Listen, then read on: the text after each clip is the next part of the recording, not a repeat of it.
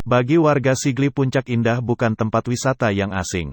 Hampir setiap hari Puncak Indah dipenuhi pengunjung. Selain untuk berekreasi, puncak ini sering dijadikan sebagai tempat liburan singkat. Puncak Indah terletak di Gampong Kule, Kecamatan Bate, Pidi, Aceh, Indonesia. Untuk sampai di lokasi dari jalan lintas nasional menuju ke puncak mesti melewati Jalan Krung Raya Tibang. Perlu waktu 30 menit untuk sampai ke sana dengan jarak tempuh 30 km. Puncak dari dulu selalu menjadi favorit warga Pidi yang ingin liburan singkat. Kita bisa mengajak keluarga atau teman-teman untuk menikmati liburan ini. Pemandangan di puncak sungguh indah. Udara yang sangat dingin ditambah pemandangan alam yang dapat menghilangkan kepenatan sehingga kamu akan segar kembali. Puncak Indah ini merupakan landmark terkenal di kawasan Pidi. Saat malam, udara di sini sangat dingin. Kamu pun bisa membeli jagung bakar atau makanan, serta minuman hangat lainnya untuk menghangatkan suasana. Adapun selain itu di sini kita dapat menikmati mie Aceh ikan tongkol racikan Bang Heri.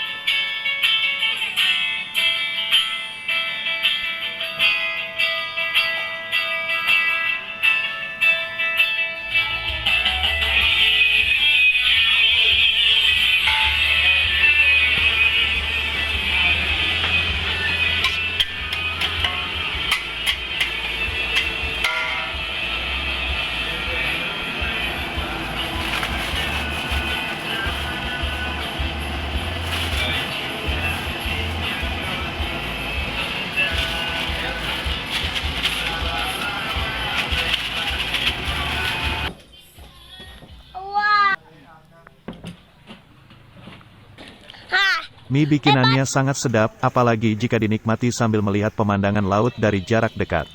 Lautan yang terbentang membiru seperti sebuah telaga di tengah surga.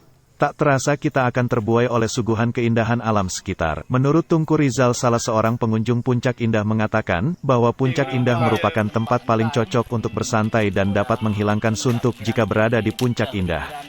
Ada sentuh lah. Kalau berada di tempatnya kada sentuh lah.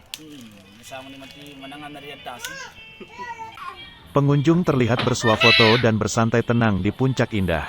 Dilengkapi dengan lanskap yang asik serta nuansa alam yang sejuk dan panorama yang asri, Puncak menawarkan banyak kesenangan dan sukacita untuk mengembalikan mood kita yang sudah jenuh dengan kehidupan perkotaan. Mulai dari bukit, pantai, penghijauan alam sekitar hingga sawah yang alami, inilah wisata Puncak Indah Pidi yang asik dan layak menjadi destinasi kalian berikutnya.